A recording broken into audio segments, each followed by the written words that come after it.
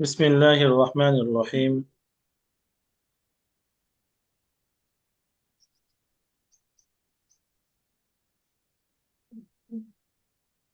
আরবিতে শব্দ এবং শব্দ দিয়ে বিভিন্ন বাক্য তৈরি করা এটা গুরুত্বপূর্ণ একটা বিষয়। তো আমরা যখন ক্লাস শুরু করেছিলাম তখন প্রাথমিক কিছু মৌলিক বিষয় আলোচনা করেছিলাম। এর মধ্যে একটা হলো বহুবচন, এক বচন থেকে বহুবচন। একটা জিনিসকে যখন বহুবচন বলা হয় তখন অনেকগুলো জিনিস বোঝায়। তো এখানে যেহেতু প্রাথমিক এটা কিতাব, তো এই কিতাবের মধ্যে বহুবচনের ব্যবহার তারা বিভিন্নভাবে নিয়ে আসছেন। তো এখানে আমরা কিছু শব্দ দেখতে পাচ্ছি যেখানে আমাদেরকে সা সি সু এবং সাকিন হরকতের ব্যবহার এবং মদের ব্যবহার শেখানো হয়েছে সহজে। এখানে দেখেন, রসুন, রসুনের আরবি হলো সাউমুন। সাউমুন মানে রসুন। আর সিয়াবুন, সাউবুন, এখান থেকে সিয়াবুন। সাউবুন মানে একটি কাপড়, আর সিয়াবুন মানে কয়েকটি কাপড়। তো সাউবুন, সাওয়াও বা, সাউবুন একটি কাপড়, সিয়াবুন কয়েকটি কাপড়। এখানে অনেকগুলো কাপড়ের ছবি দেখা যাচ্ছে। সোরবানুন, সোরবান অর্থ হলো বিষধর সাপ, অজগর সাপও বলা যায়। সোরবান মানে হলো বিষ আছে এমন সাপকে সোরবান বলা হয়। আর ওয়াহিদুন মানে একটি, আর ইসনানি মানে দুটি। তো ইসনানি দুটি বিষয়কে বোঝানোর জন্য আরবিতে ইসনানি ব্যবহার হয়। তাহলে সাউমুন রসুন, সিয়াবুন কয়েকটি কাপড়, ইসনানি দুটি, সোবানুন বিষধর সাপ। এরপরে একজন নিচে দেখেন দেখেন সা আলিফ জবর সা, এই সা দিয়ে একটা শব্দ সাবিতুন। সাবিত একটা মানুষের নাম, সাবিত একটা মানুষের নাম, সাবিতুন। আবার সাবিতুনের আরেকটা অর্থ হলো স্থির। স্থিরকেও বলা হয় সাবিতুন। স্থির যে একেবারে দাঁড়িয়ে আছে স্থির হয়ে, কোনো আচরণ নাই, একেও সাবিত বলা হয়। এরপরে সাইয়াজের সি, এখান থেকে সি রানুন, আমরা এখানে দেখতে পাচ্ছি মোটা মোটা ষাঁড় দেখতে পাচ্ছি। তো সাউরন, সা ওয়াও র, সাউরন অর্থ হলো একটি ষাঁড়। আর সিরন মানে কয়েকটি ষাঁড়। যখন কয়েকটি ষাঁড় একসঙ্গে হবে তখন আরবিতে বলা হবে সিরনুন, মানে কয়েকটি ষাঁড়।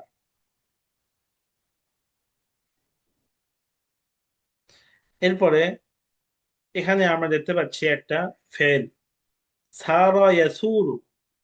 সা আলিফ জবর সা, র, র জবর র, সারা, সারা ইয়াসুরু, নাসরা ইয়ানসুরু থেকে ক্বালা ইয়াকুলু এ ওজনে। সারা ইয়াসুরু শব্দের অর্থ হলো বিদ্রোহ করা। ইয়াসুরু মানে সে বিদ্রোহ করছে, করবে, করে, এটা একটা অর্থ। আরেকটা অর্থ হলো রাগে জ্বলে যাওয়া। রাগে জ্বলে যাওয়া। আমাদের যখন রাগ বেশি ওঠে তখন আমরা কি বলি? আমাদের অঙ্গভঙ্গি একেবারে, সামনে কিছুই আমরা সহ্য করতে পারি না, বিরক্ত হয়ে যায়। তো ইয়াসুরু, তার ভাবভঙ্গি দেখে বোঝা যাচ্ছে সে খুব রাগান্বিত অবস্থায় আছে, রাগে সে ফেটে পড়ছে। ইয়াসুরু, ইয়াসুরু রজুল, লোকটির রাগে ফেটে পড়ছে। ইয়াসুরু আবু বকর, আবু বকর রাগে ফেটে পড়ছে। এভাবে ব্যবহার করা যায়। তো এখানে এই পৃষ্ঠার শব্দগুলো আশা করি আমরা সবাই বুঝতে পারছি। সবাই কি এই শব্দগুলো বুঝতে পেরেছেন? হাল ফাহিমতুম? نعم فهمت. মাশাআল্লাহ। এরপরে দেখেন, নিচে দেখেন, এখানে চারটে শব্দ দেওয়া আছে। এক নম্বর, ছায়ের উপরে কিছু দেওয়া নাই। তো এখান থেকে আমাদেরকে একটা নির্বাচন করতে হবে কোনটা হতে পারে। তো আমরা এখান থেকে সুরাইয়া, সাপের সু বললাম। সুরাইয়া অর্থ হলো আকাশের তারকা।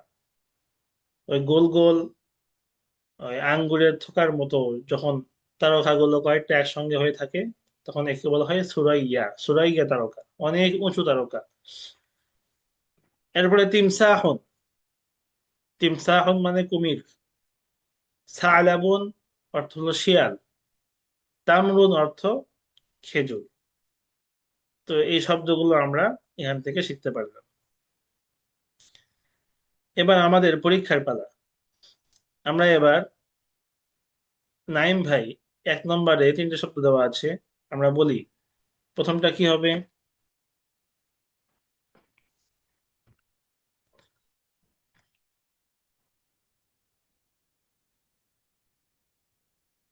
এখানে এক প্রথমটা নম্বরে জানা নেই। ওই টুপি। টুপি যাকে মুকুট বলা হয়, তাজ। তাজুন মানে মুকুট, তাজুন। তাজুন। রসুনের আরবি কি? সাউরুন। সাউমুন। সাউমুন, মাশাল। এরপরে দেখা যাচ্ছে, এটা কি দেখা যাচ্ছে? এক ধরনের খাবার, তরমুজের মতো। বিত্তিক। বিত্তিক মানে তরমুজ, বিত্তিক। আচ্ছা, এবার এখানে মারুফ ভাই বলেন দেখি, মাত্র আমরা পড়লাম এই তিনটে শব্দ। প্রথমটা?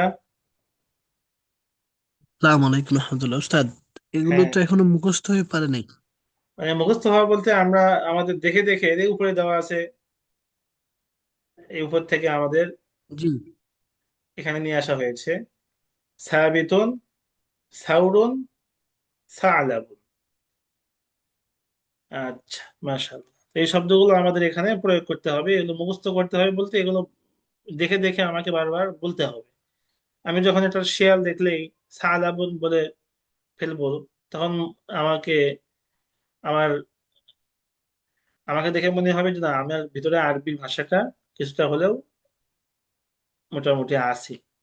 এই জন্য শব্দ দেখেই অটোমেটিক, স্বয়ংক্রিয়ভাবে আমার মন থেকে ওই ওই অর্থ বের হয়ে আসা আরবিটা, এটাই হলো কামাল। এই জন্য আমরা চেষ্টা করব যাতে করে আমাদের আরবি ভাষার শব্দগুলো খুবই আয়ত্ত হয়ে যায়। নিচে আরো অনেকগুলো শব্দ দেওয়া আছে। এগুলো মূলত আমাদের, যেগুলো আমরা আগে পড়েছি, এই শব্দগুলো এখান থেকে খুঁজে বের করতে হবে। যেমন এক নম্বর, এখানে আমরা কি পড়েছি? সিনুন, তিনুন, শিনুন। এখান থেকে আমরা তিন পড়ছি। তিন, তিন মানে কি? ডুমুর। বা তিন ইওয়াজ জাইতুন, তিনুন, এটা আমরা পড়েছি। দুই নম্বর থেকে না বেতুনা পড়েনি, সা বেতুনা পড়েনি, কিন্তু সা বেতুন এটা পড়েছি। সা বেতুন এটা আমাকে এখান এখান থেকে বের করতে হবে। তিন নম্বরে তামরুন পড়ছি পড়ছি। চার নম্বরে সওমন পড়িনি, সাওমন এটা আমরা পড়েছি। এই বিষয়গুলো এগুলো থেকে বের করতে হবে। এইগুলো হলো অনুশীলনী, আমাদের জন্য অনুশীলনী। এরপরে এই শব্দগুলো এখন এখানে দেওয়া আছে। এখান থেকে একটা গুরুত্বপূর্ণ বিষয় আজকে আমরা শিখবো, সেটা হলো আমরা যখন আরবে যাব বা আরবদের মতো করে কথা বলবো, তখন আমাদের জন্য জরুরি কি, আমরা কোন জিনিসটা অনুসরণ করব বা ফলো করব। এসব মনে রাখবেন। আরবরা, আমরা যেরকম বাঙালিরা কথা বলি আমাদের মতো করে, আরবরা কথা বলে আরবদের মতো করে। তো আরবদের কথা বলার একটা ভাব, একটা ভঙ্গিমা আছে। সে ভঙ্গিমাটা হলো, তারা বেশিরভাগ বাক্য এবং শব্দের ক্ষেত্রে ওয়াকফ করে। তারা, আরবরা কথা বলার সময় শব্দের শেষে গিয়ে ওয়াকফ করে। ওয়াকফ তাদের জন্য গুরুত্বপূর্ণ একটা বিষয়। আমরা যখন আরবি বলি, যেমন আমি রাশেদ, তখন বাঙালিরা কি বলবে? আনা রশিদুন, আনা রশিদুন। শেষে গিয়ে সে কি করে? দুই পেশ দিয়ে দেয়। কিন্তু একজন আরব যখন বলবে আমি রাশেদ, তখন সে কি বলবে? আনা রাশিদ। শেষে গিয়ে সে ওয়াকফ করবে। তো ওয়াকফ করার জন্য তাদের মুখের ভাষা শুনতে একটু ভালো লাগে। এজন্য আমাকে জানতে হবে যে এখানে দুই পেশ হবে, কিন্তু বলার সময় আমার ভাব উপস্থাপন করার সময় আমাকে লক্ষ্য করতে হবে যে আমার ভঙ্গিমাটা যেন আরবদের মতো করে হয়। অতএব আমরা যখন কথা বলবো তখন অক্ষ করব। বিষয়টাকে আমি আমি সহজে বুঝাতে পেরেছি। জি উস্তাদ। হ্যাঁ, তো এখানে এই বিষয়টাই শেখানো হচ্ছে যে বাইতুন দুই পেশ দেওয়া আছে, কিন্তু যখন আপনি বলবেন বাইত, অক্ষ করতে হবে। অনুরূপ ভাবে জাহারাতুন দুই পেশ, কিন্তু যখন আপনি অক্ষ করবেন কি হবে? জাহারা। একজন ব্যক্তির নাম হতে পারে জাহরা, আবার ফুলের নাম, ফুল মানে জাহরা। যেমন আপনি একটা ফুলকে দেখে বলছেন যে হ্যাঁ দেখি জাহরা, তাহলে আপনার হ্যাঁ দেখি জাহরাতুন এটা বলার থেকে হ্যাঁ দেখি জাহরা বলার মধ্যে একটা ভাব বেশি এলো। অনুরূপ ভাবে বিনতুন, এটাকে বলতে গেলে বিন্ত, অক্ষ করতে হবে। ওয়ারদাতুন, ওয়ারদাহ, শেষে অক্ষ হবে। বানাতুন, বানাত, কিতাআতুন, কিতা। তো যখন যে কোনো শব্দ আপনি যখন বলবেন পড়বেন তখন অক্ষ করে করে উম, বলতে হবে। এতে করে আরবদের স্টাইল মোটামুটি আমাদের মাঝেও আসবে। এই জন্য আমরা যখন আমাদের পরিচয় দেব বা যখন কারোর সঙ্গে কথা বলবো তখন আরবদের মতো করে বলার চেষ্টা করবো ইনশাআল্লাহ। এখান থেকে আমরা দেখি চারজন পরিবারের লোক দেখা যাচ্ছে। একজন হলেন উম, উম মানে মা। একজন হলেন আব, একজন আখ, আর একজন উখত। উম্মুন, আবুন, আখুন, উখতুন। মা, বাবা, ভাই, বোন। এগুলো আমাদের জরুরি। আমরা প্রত্যেকদিন আমাদের পরিবারে যাই, পরিবারের সঙ্গে থাকি। তো মাকে যখন আমরা ডাকি তখন আমরা কি বলি? আমরা বলি মা, কিন্তু আরবিতে হবে উম্মি, মা। তারপরে বাবা হলে আবুন থেকে আবি, আমার বাবা আবি। আখুন থেকে আখি, আমার ভাই। উখতুন থেকে উখতি, আমার বোন। এভাবে আমরা বলতে পারি। তো এখান থেকে আমরা চারটা শব্দ শিখলাম, পারিবারিক শব্দ: উম্মুন, আবুন, আখুন, উখতুন।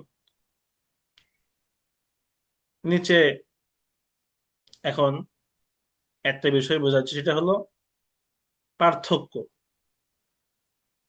তামরুন কোনো টান নাই, কিন্তু তাজুন এখানে টান আছে। তো তামরুন এখানেও দ্বিতীয় শব্দ সাকিন, এখানেও দ্বিতীয় শব্দ সাকিন। তবে আগেরটা হলো দ্রুত পড়তে হচ্ছে, পরেরটাকে টানতে হচ্ছে। আর পরেরটা হলো মদ। তামরুন, তাজুন।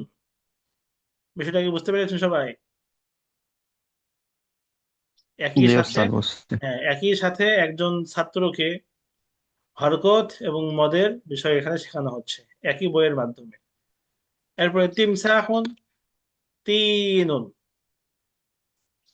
আগেরটাই হরকত, টান হবে না, পরেরটাই মদ, টান হচ্ছে, যদিও পরবর্তী হরফ সাকিন।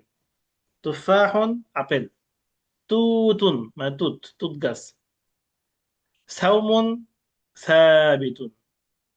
সিয়াবুন, সিরানুন। সুবানুন, ইয়াসুরু। ওই আগে যে শব্দগুলো আমরা পড়েছি এই শব্দগুলোর মধ্যে পার্থক্য করা হলো মদ এবং হরকতের। মাশাআল্লাহ। এরপরে এখানে এসে কোন শব্দ কোনটা, এখানে দাগ দিয়ে মিলাতে হবে, বা ছোট বাচ্চাদের মতো করে আমাদেরকে শেখানো হচ্ছে, বাচ্চা কাচ্চারা যেরকমটা করে। তো আমরা এক ধরনের শিশু, আতফালুল আরব, এই আরবিয়া, আরবি শিশু। এই জন্য আমাদেরকে এগুলো অবশ্যই করতে হবে। যাই হোক, আমরা এখান থেকে আরো কিছু শব্দ শিখি। উম্মুন, আখুন, কলামুন, আবুন। তো উম্মুন আমরা পড়েছি। উম্মুন মানে কি? মা। মা। আখুন মানে ভাই, কলামুন মানে একটি ভাই। কলম, আবুন মানে বাবা। তো এখানে আমাদের বাবা। আগের পড়া তিনটা শব্দের সাথে এক নতুন শব্দ আসছে, সেটা কলামুন। তারপরে তলিবুন একজন ছাত্র, তুফাহন একটি আপেল, তিনুন মানে তিন, ডুমুর। এরপরে আরেক শব্দ আসছে হলো ফারাবিলাতুন, এটা আমাদের সামনে আসছে নতুন, ফারাবিলাতুন। তো ফারাবিলাতুন শব্দের অর্থ কি?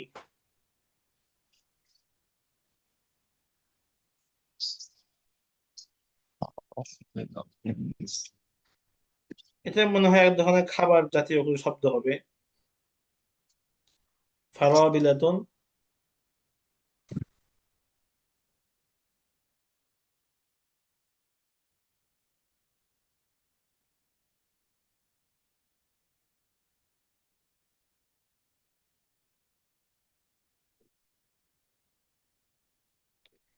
এরপরে দেখি 3 নম্বর লাইনে, উম্মুন মা, ইবনাতুন মেয়ে, ইবনুন ছেলে, কিতাবুন একটি বই। তো আমাদের মোটামুটি নতুন নতুন শব্দের সাথে পুরাতন শব্দ কিছু কিছু আসছে। এরপরে গিয়ে এখানে আমাদেরকে 1 থেকে 10 পর্যন্ত আরবি শেখানো হচ্ছে। একজন পড়েন, মারুফ ভাই এখান থেকে পড়েন দেখি। ওয়াহিদুন মানে এক, ইসনানি মানে দুই, সালাসাতুন মানে তিন, আরবাআতুন মানে চার, খামসাতুন মানে পাঁচ, সিত্তাতুন মানে ছয়, সাবআতুন মানে সাত, তামানিয়াতুন মানে আট, তিসআতুন মানে নয়, আশারাতুন মানে 10। মাশাআল্লাহ, এগুলো হলো 1 থেকে 10 পর্যন্ত গণনা। তো আমরা যখন গণনা করি 1 2 3 4 5 6 7 8 9 10, কত দ্রুত বললাম। তো এক, আমরা শেষে গিয়ে কি করছি, অক্ষ করছি। তো এক, ওয়াহেদ, দুই, ইসনান, তিন, সালাসা, চার, আরবা, পাঁচ, খামসা, ছয়, সিত্তা, সাত, সাবা, আট, সামানিয়া, নয়, তিসা, 10, আশারা। এভাবে আমরা কি করব, অক্ষ করে করে বলবো। তাহলে আমাদের বলার স্টাইল, ভঙ্গিমা আরো সুন্দর হবে, আরবদের মতো শোনাবে। উপরে ফারোয়া বিলাতুন এর অর্থ হলো স্ট্রবেরি। ফারোয়া বিলাতুন শব্দের অর্থ কি? স্ট্র স্ট্রবেরি, মানে আমরা যে স্ট্রবেরি খাই ওটাকে আরবরা ফারোয়া বিলাতুন বলে, ফারোয়া বিলা স্ট্রবেরি। এরপরে এখানে জাহরাতুন একটি ফুল, জাহরাতুন, জাহরাতুন কয়েকটি ফুল, ওয়ারদাতুন একটি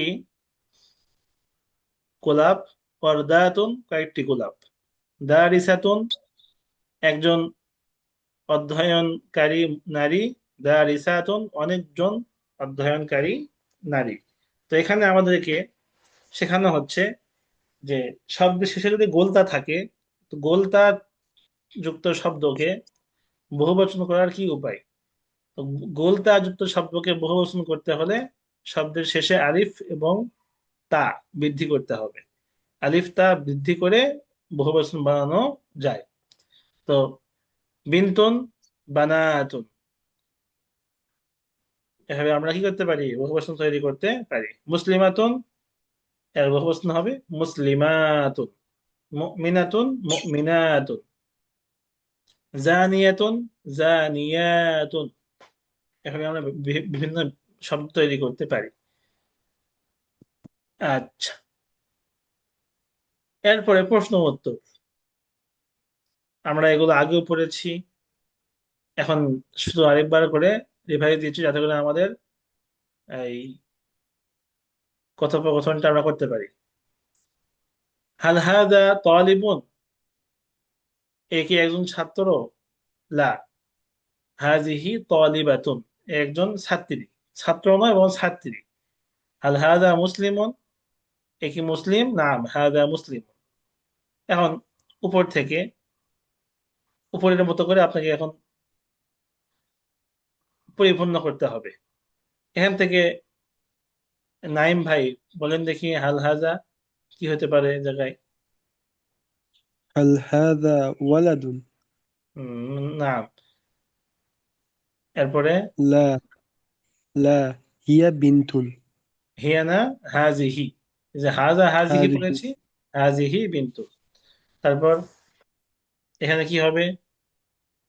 هل هذا رجل؟ হুম, نعم، هذا رجل. হ্যাঁ, এভাবে মানে আমাদের এই অনেকটা অঙ্কের মতো, যে ফাঁকা স্থান আছে, ফাঁকা স্থান পূরণ করো, ফাঁকা স্থানে কি বসতে পারে, তো এই আগের মতো করে আমাদের এখানে বসাতে হবে। তো এইভাবে আমাদের মোটামুটি বিভিন্ন প্রশ্ন এখন আসবে। মা হাজা দিয়ে প্রশ্ন হবে, উত্তরে উত্তরে বলতে হবে হাজা তাজুন। মা হাজা, এটা আমরা দেখতে পাচ্ছি খেজুরের ছবি, তো হাজা তামরুন। মা হাজা, تمر. এখানে দেখতে পাচ্ছি تمر. রসুনের ছবি, তাহলে কি হবে? হাজা সাউমুন, এটা রসুন। এখন প্রশ্ন করা হচ্ছে, উত্তর দেবেন সিরাজুল ইসলাম ভাই। হাল হাজা তিমসাহুন? نعم هذا تمساح. এখানে তো কুমিরের কোনো ছবি দেখা যাচ্ছে না। তিমসাহুন মানে কুমির, এটা হলো খেজুরের ছবি দেখা যাচ্ছে, তার মানে কি বলতে হবে? লা হাজা هذا তামরুন। لا هذا تمر. হ্যাঁ, মাশাআল্লাহ। এরপরে হাল হাজা কিতাবুন? لا هذا تاج. মাশাআল্লাহ। হাল হাজা সাওমুন? نعم هذا صوم. হ্যাঁ। فهكذا এই নাতাআল্লামু আল-লুগাতুল আরাবিয়্যা, এভাবে আমাদেরকে আরবি শিখতে হবে। প্রশ্ন উত্তর, বিভিন্ন অনুশীলন, প্রয়োগ করতে হবে। তো এভাবে মোটামুটি সামনের দিকে আরো কিছু বিষয় আমাদেরকে শেখানো হচ্ছে। এই বিষয়গুলো আমরা বারবার পড়বো ইনশাআল্লাহ, তাহলে আমাদের আরবির একটা ভঙ্গিমা ধীরে ধীরে চলে আসবে। এরপরে গিয়ে সাকান, মানে বসবাস, কোথায় বসবাস করা করা হয়, এই বিষয় নিয়ে একটা কথোপকথন আসছে। আমরা একবার পড়ি এটা। প্রথমে ইসলামী ভাষণ দিয়ে শুরু হবে। হ্যাঁ, একজন পড়েন, কে পড়বেন? السلام عليكم. وعليكم السلام. أين تسكن؟ أسكن في مدينة البعوث الإسلامية. وأين وأين تسكن أنت؟ أسكن في الشقة. وهل شقتك كبيرة؟ لا، شقتي صغيرة، فيها حجرة واحدة ومطبخ وحمام. মাশাআল্লাহ। এখানে অল্প মানে চারটা সেকশনে ভাগ করা হয়েছে। এখানে আমাদেরকে শেখানো হচ্ছে যে আমি কোথায় থাকি। কে যদি আমাকে প্রশ্ন করে যে কোথায় থাকো, তাহলে আমি সংক্ষেপে কি উত্তর দেব?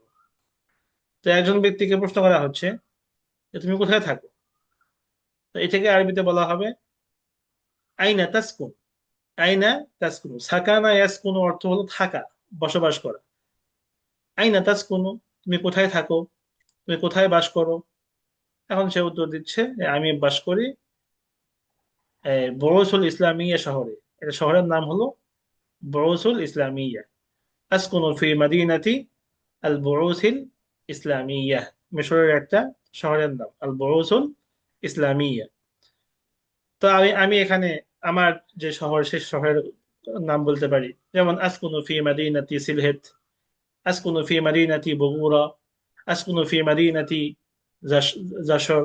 মানে আমি আমার যে শহর, এই শহরের নাম বলতে পারি যদি আমি শহরে থাকি। শহরে না থাকলে এখানে করিয়াতুন হবে, আসকুনু ফি করিয়াতি অমুক, আমি অমুক গ্রামে বসবাস করি। হাল ফাহিম তো? আপনার সবাই কি বুঝতে পারছেন বিষয়টা? نعم. জি। মাশাআল্লাহ। এখন উল্টা প্রশ্ন আমাকে জিজ্ঞাসা করলো, আমি কি জিজ্ঞাসা করবো না? হ্যাঁ, আমি একজনকে জিজ্ঞাসা করবো, ও আইনা তাসকুনু আন্ত, আর তুমি কোথায় থাকো? তো সে এখন বলতেছে আসকুনু ফি শাক্কাতিন, আমি একই শহরের মধ্যে একটা ফ্ল্যাটে থাকি। আসকুনু ফি শাক্কাতিন, শাক্কাতুন মানে হলো ফ্ল্যাট। আসকুনু ফি শাক্কাতিন, আমি একটা ফ্ল্যাটে থাকি। এখন সে প্রশ্ন করছে উল্টা প্রশ্ন, ওয়াহাল শাক্কাতুকা কাবীরাতুন, তোমার ফ্ল্যাট কি অনেক বড়? তোমার ফ্ল্যাট কি অনেক বড়? তোমার ফ্ল্যাট কি বড়? সে এখন উত্তর দিচ্ছে, লা শাক্কাতি সাগীরাতুন ফিহা হুজরাতুন ওয়াহিদা ওয়া মাতবাখুন ওয়া হাম্মাম। লা, আমার ফ্ল্যাট ছোট, তাতে রয়েছে একটি মাত্র কামরা, এবং ওয়া মাতবাখুন ওয়া হাম্মাম, একটি রান্নাঘর ও গোসলখানা রয়েছে। তো এইভাবে আমাদের ফ্লুয়েন্টলি আরবি বলতে হবে। আমরা আরেকবার এটাকে পড়ে শোনাচ্ছি। আসসালামু আলাইকুম। ওয়ালাইকুম আসসালাম। আইনা তাসকুন? أسكن في مدينة البعوث الإسلامية. وأين تسكن أنت؟ أسكن في شقة. وهل شقتك كبيرة؟ لا، شقتي صغيرة فيها حجرة واحدة ومطبخ وحمام. এভাবে আমরা বারবার এই কথোপকথনগুলো পড়বো, যাতে করে আমরা আমাদের পরিচয়টা সুন্দরভাবে দিতে পারি। একজন ছাত্র হয়তোবা সে কলেজে যেই ক্যান্টিনে আছে বা কলেজের যেই থাকার জায়গাগুলো হয়, ওখানে থাকে হল রুমে, সে এভাবে বলতে পারে যে আমি এই শহরের একটা বড় ফ্ল্যাটে থাকি, ভাড়ায় থাকি। তো এই বিষয়গুলো আমরা পড়বো ইনশাল্লাহ, তাহলে আমাদের আরবি আরো অনেক সুন্দর হবে। বাকি জিম অধ্যায় থেকে আগামীকাল আমরা শিখবো। আজকে এই পর্যন্তই। তো বিষয়গুলো খুবই মজাদার। আমরা মজার সঙ্গে ধীরে ধীরে আরবি ভাষার সঙ্গে এভাবে পরিচয় এবং কথোপকথন গুলো আমরা মুখস্থ করি, চেষ্টা করি বারবার এগুলো পড়ার, তাহলে আমাদের আরবি আরো অনেক সুন্দর হবে। তো ঠিক উস্তাদ আছে। ওস্তাদ, আমাদেরকে আমাদের এই বইটার নাম যেন কি বলছিলেন ওস্তাদ? এই বইটার নাম হলো, এটা হলো একটা সিলসিলা। এটাকে বলা হয় সিলসিলাতু আত-তুহফাতুল আজহারিয়া, মানে আজহারি, আজহার বিশ্ববিদ্যালয়ে যেই প্রথমে যারা যায় বিভিন্ন দেশ থেকে, তাদেরকে আগে এই 6টা সিলসিলা আছে বা 5টা সিলসিলা আছে। এক একটা সিলসিলার পৃষ্ঠা হলো 300 পৃষ্ঠা মতো, 300-200 পৃষ্ঠা। তার মোটামুটি তাকে 6টা, 3 6, এই কত, 18, আর যদি 200 করে 18। ধরি, এই এই আপনার 4 × 8, তাও 800, 6 × 2 = 12, 1200 পৃষ্ঠা একটা সিলসিলা তাকে পড়ানো হয়। এর মাধ্যমে তাকে তার আরবি কোথায় কি বলতে হবে, সর্ব ধরনের আরবি এখানে চলে আসছে। তো আমরা যদি দ্রুততম সময়ের মধ্যে এই বইটা শেষ করতে পারি, তো অনেক আরবি আমাদের চলে আসবে। দৈনন্দিন জীবনে আমরা অনেক কথা বলতে পারবো। তো এটাকে আমি পিডিএফ দেওয়া হয়েছে আপনাদের আপনাদেরকে, আপনারা এটা বের করে নিতে পারেন। তো হাতের কাছে থাকলে ভালো হবে। আমরা তো পিডিএফ সংগ্রহ করছিলাম, কেউ কেউ হয়তো করে নাই। হ্যাঁ, আমি আবার দিয়ে দেবো ইনশাল্লাহ। একটু একটু কষ্ট করে আবার দিয়ে দিলে ভালো হতো। ঠিক আছে। আমাদের 2 আরবি লাগবে। এগুলো হলো আমাদের আরবি, মানে দৈনন্দিন জীবনের আরবি। কিন্তু আমাদের কোরআন মাজিদের যে আরবিটা আছে, এই আরবিগুলো ওই আরবির মতোই। ওই কোরআন মাজিদের মধ্যে এরকম কথোপকথন আছে। আমি ইনশাল্লাহ এগুলো সংগ্রহ করছি। তাহলে মুসা আলাহ ইসলাম এবং খাজির আলাহ ইসলাম, তাদের মধ্যে একটা কথোপকথন হয়েছে। আল্লাহ এবং মুসা আলাহ ইসলামের মধ্যে কথোপকথন হয়েছে। বহু কথোপকথন কিন্তু কোরআন শরীফের মধ্যে আছে। ওগুলো কথোপকথন এগুলোর মতোই, কিন্তু ওখানে বলা হচ্ছে একটু ভারী ভাষায়, আর এখানে বলা হচ্ছে স্বাভাবিক ভাষায়। তো এগুলো আমরা ইনশাল্লাহ এখান থেকে যদি আমরা এগুলোকে আয়ত্ত করতে পারি, কোরআন মাজিদের ভাষাগুলো আমরা আয়ত্ত করতে পারবো। এজন্য আরবি ভাষার সঙ্গে প্রতিদিন 1 ঘন্টা করে সময় আমাকে বের করে দিতে হবে, তাহলে আমাদের দ্রুততম সময়ের মধ্যে আরবিটা চলে আসবে। তো ঠিক আছে, আজকে এ পর্যন্ত। কারো কোনো প্রশ্ন আছে কোনো বিষয়ে?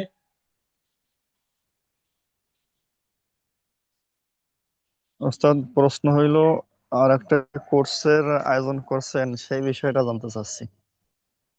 পড়ার মধ্যে কার বিষয়ে বললে ভালো হয়, ওটা আমরা পরবর্তীতে অন্য সময় আমাকে নক দিয়ে আমি বলে দেবো।